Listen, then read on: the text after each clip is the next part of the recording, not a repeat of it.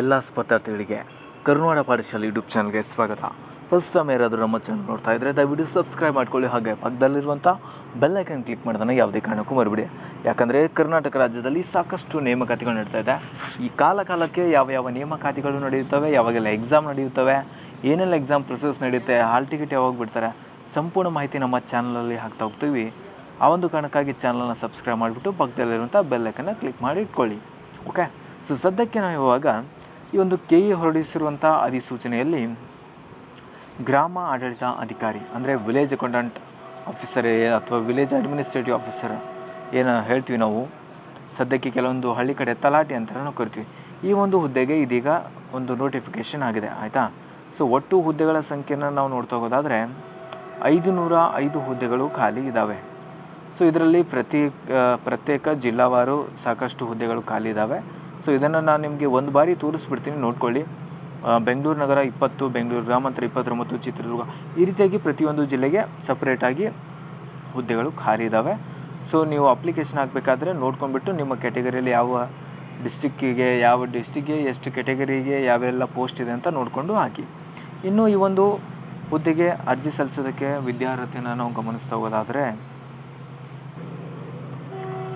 PUC ಅಥವಾ ತತ್ಸಮಾನ ವಿದ್ಯಾರ್ಹತೆ, ಆಯಿತಾ. PUC ಕಂಪ್ಲೀಟ್ ಆಗಿರಬೇಕು ಅಥವಾ ನಿಮ್ಮದು ಅದರದ್ದು ಇಕ್ವಿವೆಲೆಂಟ್ ಏನಾದರೂ ಕ್ವಾಲಿಫಿಕೇಷನ್ ಕಂಪ್ಲೀಟ್ ಆಗಿದ್ದರೆ ನೀವೊಂದು ಹುದ್ದೆಗೆ ಅರ್ಜಿಯನ್ನು ಸಲ್ಲಿಸಬಹುದಾಗಿರುತ್ತೆ.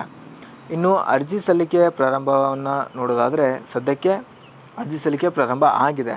ಅದ್ರ ಜೊತೆಗೆ ಇನ್ನು ವಯೋಮಿತಿ ಸಡಿಲಿಕೆ ಪ್ರಕಾರ ಏಜ್ ರಿಲ್ಯಾಕ್ಸೇಷನ್ ನೋಡೋದಾದರೆ ಜನರಲ್ನವರಿಗೆ 40 ಮತ್ತು 2A 2B 3A 3B ಅವರಿಗೆ 43 ಮತ್ತು SC ST ಕ್ಯಾಟಗರಿ ಅವರಿಗೆ 45 ವರ್ಷಗಳ ಏಜ್ ರಿಲ್ಯಾಕ್ಸೇಷನ್ ಇಲ್ಲಿ ನಿಮಗೆ ಸಿಗುತ್ತೆ. ಅದು ಬಿಟ್ಟರೆ ಅರ್ಜಿ ಸಲ್ಲಿಕೆ ಪ್ರಾರಂಭ ಈಗಾಗಲೇ ಶುರುವಾಗಿದೆ. ಜುಲೈ 30 ಕೊನೆಯ ದಿನಾಂಕ ಆಗಿರುತ್ತೆ. ಕೇವಲ ನಿಮಗೆ ಇಲ್ಲಿ ಅವರು 20 ದಿನಗಳ ಕಾಲ ಟೈಮ್ನ ಕೊಡ್ತಾ ಇದ್ದಾರೆ. 20 ದಿನಗಳ ಅರ್ಜಿ ಸಲ್ಲಿಕೆ ಆಗಬೇಕಾಗಿರುತ್ತೆ. ಇದೇ ತಿಂಗಳ 30 ಕೊನೆಯ ದಿನಾಂಕ ಆಗಿರುತ್ತೆ. ಇನ್ನು ನೆಕ್ಸ್ಟು ವೇತನ ಶ್ರೇಣಿಯನ್ನು ನೋಡ್ತಾ ಹೋಗೋದಾದರೆ ನಾವು 34,100ರಿಂದ 67,600ವರೆಗೂ ಇರುತ್ತೆ. ಅದರ ಜೊತೆಗೆ ಅರ್ಜಿ ಶುಲ್ಕವನ್ನು ನಾವು ನೋಡ್ತಾ ಹೋಗೋದಾದರೆ ಆ್ಯಸ್ ಇಟ್ ಈಸ್ ನಿಮ್ಗೆಲ್ಲರೂ ಗೊತ್ತಿರುವಾಗ KE ಅವರು ಜನರಲ್ಲು 2A 2B 3A 3B ಅವರಿಗೆ 750 ಇರುತ್ತೆ. ಅದು ಬಿಟ್ಟರೆ SC ST ಕ್ಯಾಟಗರಿ ಅವರಿಗೆ 500 ರೂಪಾಯಿ ಈ ಒಂದು ಅರ್ಜಿ ಶುಲ್ಕ ಇರುತ್ತೆ. ಇನ್ನು ವಿಶೇಷ ಚೇತನ ಅಭ್ಯರ್ಥಿಗಳಿಗೆ 250 ರೂಪಾಯಿ ಇರುತ್ತೆ. ಇನ್ನು ಪರೀಕ್ಷಾ ದಿನಾಂಕವನ್ನು ನೋಡೋದಾದರೆ ಈಗಾಗಲೇ ಪರೀಕ್ಷಾ ದಿನಾಂಕ ಕೂಡ ಅನೌನ್ಸ್ ಮಾಡಿದ್ದಾರೆ ಅವರು. ಯಾವಾಗಪ್ಪ ಅಂದರೆ 10ನೇ ತಿಂಗಳಲ್ಲಿ ಎಕ್ಸಾಮ್ನ ಕಂಡಕ್ಟ್ ಮಾಡ್ತಿದ್ದಾರೆ. 4/10/2026 ಬೆಳಗ್ಗೆ ಒಂದು ಪೇಪರು, ಮಧ್ಯಾಹ್ನ ಒಂದು ಪೇಪರ್ನ ಕಂಡಕ್ಟ್ ಮಾಡ್ತಾ ಇದ್ದಾರೆ. ಇದೇ ರೀತಿ ಸೆಪ್ಟೆಂಬರಲ್ಲಿ ಕೂಡ ಎಕ್ಸಾಮ್ನ ಅಂದರೆ 9ನೇ ತಿಂಗಳಲ್ಲಿ KSRP ಎಕ್ಸಾಮ್ ಇದೆ, ಆಯಿತಾ. ಅದಾದಮೇಲೆ ಇದು ಕಂಟಿನ್ಯೂ ಆಗಿ KE ಅವರು ಈ ವರ್ಷ ಪೂರ್ತಿ ಎಕ್ಸಾಮ್ಸ್ಗಳನ್ನ ಕಂಡಕ್ಟ್ ಮಾಡಿ ಎಲ್ಲ ನೋಟಿಫಿಕೇಷನ್ಗಳನ್ನು ರಿಕ್ವೈರ್ಮೆಂಟ್ಗಳನ್ನು ಮಾಡಬೇಕಂತ ಅಂದ್ಕೊಂಡಿದ್ದಾರೆ. ಕಂಪ್ಲೀಟಾಗಿ ಎಲ್ಲ ಹುದ್ದೆಗಳನ್ನ ಭರ್ತಿ ಮಾಡಬೇಕನ್ನೋ ಒಂದು ನಿಟ್ಟಿನಲ್ಲಿ ಸರ್ಕಾರಿ ಒಂದು ಕೆಲಸವನ್ನು ಮಾಡ್ತಾ ಇದೆ, ಆಯಿತಾ. ಅದು ಬಿಟ್ಟರೆ 2 ಪೇಪರ್ ಇರುತ್ತೆ. ಅದರ ಸಬ್ಜೆಕ್ಟ್ ಏನಿದೆ ಅಂತ ಇಲ್ಲೆಲ್ಲ ಇದೆ, ನೀವು ನೋಟಿಫಿಕೇಷನ್ ಕೂಡ ನೋಡ್ಕೋಬೋದು, ನಮ್ಮ ಟೆಲಿಗ್ರಾಮ್ ಚಾನಲಲ್ಲಿ ಸಿಗುತ್ತೆ. ಅದು ಬಿಟ್ಟರೆ ನಿಮಗೆ ಹೆಚ್ಚಿನ ಮಾಹಿತಿ ಅಂತ ನೋಡ್ತಾ ಹೋಗೋದಾದರೆ ಯಾವುದೇ ರೀತಿ ಬೇರೆ ಇನ್ಫಾರ್ಮೇಷನ್ ಇಲ್ಲ. ಆ್ಯಸ್ ಇಟ್ ಈಸ್ ನೀವು ಯಾವಾಗಲೂ ಅಪ್ಲಿಕೇಶನ್ ಏನು ಹಾಕ್ತೀರಾ ಅದೇ ಎಲ್ಲ ಸಿಂಪಲ್ ಪ್ರೊಸೆಸ್ ಇರುತ್ತೆ. ಅದು ಬಿಟ್ಟರೆ ಇನ್ನೊಂದು ವಿಶೇಷವಾಗಿ ನಾನು ಹೇಳೋದು ಕಡ್ಡಾಯ ಕನ್ನಡ ಬಗ್ಗೆ ಸಾಕಷ್ಟು ಜನರಿಗೆ ಡೌಟ್ ಇದೆ. ಸೊ ಅದ್ರ ಬಗ್ಗೆ ನಾನು ಒಂದು ಕ್ಲಾರಿಫಿಕೇಷನ್ ಕೊಡ್ತೀನಿ ನೋಡಿ. ಕಡ್ಡಾಯ ಕನ್ನಡ ನೀವೇನಾದರೂ SSLCಯಲ್ಲಿ